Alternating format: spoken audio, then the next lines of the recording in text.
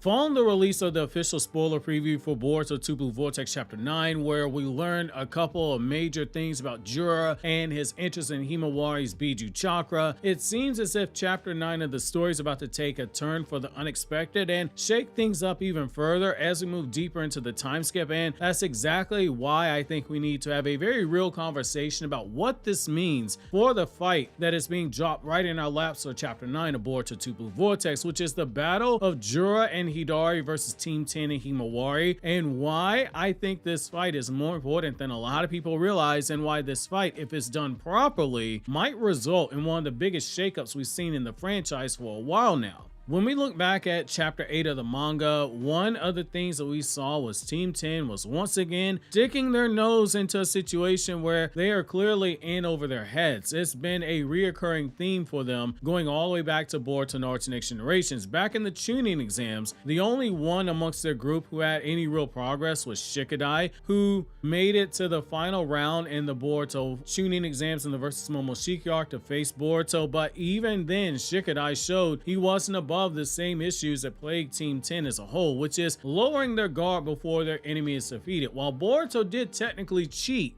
when he dropped the ninja tech scroll that had all the shadow clones stored inside of it, had that been a real battle, which the tuning exam's whole purpose was to evaluate leadership skills, particularly in high stakes battle situations, which shinobi battles aren't just hand-to-hand combat, he would have gotten himself killed and he would have gotten his team killed had that been a real world scenario. There are no rules in combat. You win by any means necessary, honorable or dishonorable. When we jump ahead to the Amato situation where Team 10 was training before Amato showed up, we ran into the same situation all over again. They let their guards down against an enemy based off of appearance, despite the literal thing being drilled into their heads at the academy being a ninja must learn to see through deception, because the most dangerous threats are never the threats that are the most obvious ones. They're oftentimes coming from the very people who you don't perceive to be threats, but they are threats. They had no business losing to Amato when he pulled up to Konoha, a non-shinobi, yet he was not only outsmarting them, but he also bluffed them with the threat of a bomb being placed around Shikadai's neck. When everyone believed that Naruto was dead, Team 10 were shown listening in from behind in the bushes, and they carried out their own plan to trap Kawaki. But when Omnipotence was casted, that plan became a plan to trap Boruto. They had a dangerous person trapped, but they weren't aware of their surroundings, which is how Sasuke swooped in to save Boruto. Against the Claw Grimes that came into the village, each of them had their moments where their guard was lowered. Shikadai thought that the Claw Grime was taken down, which led to a sneak attack on Chocho from behind. Inojin thought that simply capturing the Claw Grime with his ink painting would be enough, but then he ended up getting off guarded and almost getting Himawari eaten by one of those said Claw Grimes. It's a very dangerous and most importantly a very costly bad habit to have, a sign of these being younger shinobi who grew up in a time of peace, which means despite them being more skilled and more powerful than their parents were at the same age, they don't have the same combat instincts their parents had at the same age, which is going to be a bit costly, particularly in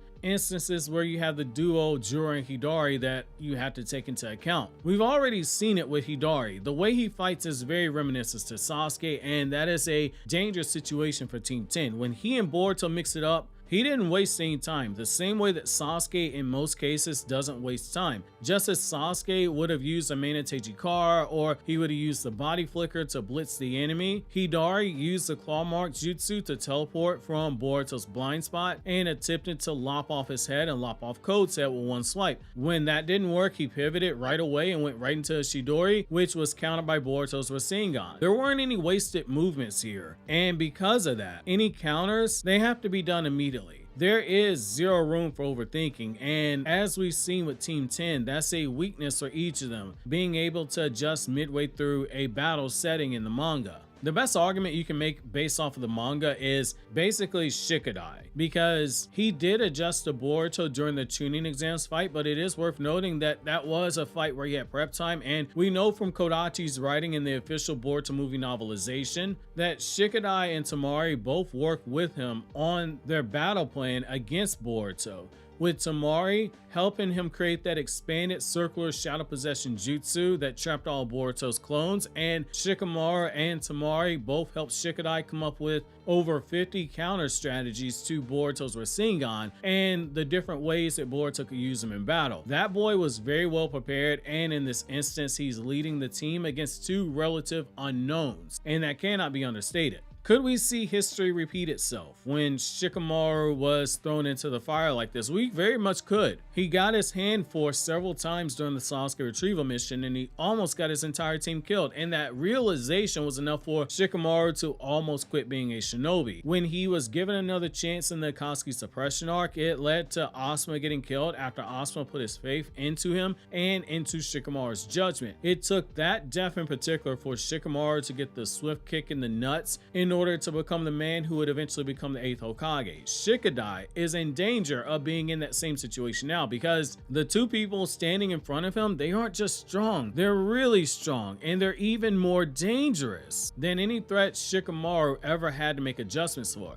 Given that they went there believing they were fighting Sasuke, it at the very least means that Shikadai had some kind of a plan in place to fight against the real Sasuke Uchiha. There's enough data there in Konoha and first-hand accounts from surviving members of the Konoha 11 who could give Shikadai the information on Sasuke's fighting style to pull off that once-in-a-lifetime level planning. You get to take down Sasuke, unless you had a wild Momoshiki in your back pocket ready to summon and play another game of poke out your eye. Team 10 would be able to do something relatively decent against Hidari in terms of being able to plan and react against Hidari if they have that intel. But the problem you run into here is ultimately Jura. He is stronger than Hidari, and he is clearly stronger than Karma Seal Kawaki, which means the members of Team 10, they stand no chance. But the promotional spoiler that we did get, it piqued my interest here, because it's telling us that Jura and Hidari, they're having a conversation about why Jura can sense the Biju chakra inside of her, and Jura doesn't seem to be too interested in the members of Team 10. The idea that we're going to see the members of Team 10 battle against Hidari, someone who might potentially have prep planned against him by the members of Team 10, is pretty interesting, particularly when you add in the Sarada factor. But allow me to take this whole thing a step further, because I want to do something dangerous. If you give me the pencil and you allow me to control the booking for the scene, I think we need a moment where Jura and Hidari just outright squash the members of Team 10. Don't even give them a chance to hold their own. Just outright squash them, beat them within an inch of their life, because it gives these characters adversity to overcome, trauma to overcome, because they haven't had a real inflection point at any point in the series where they need to strip away everything and rebuild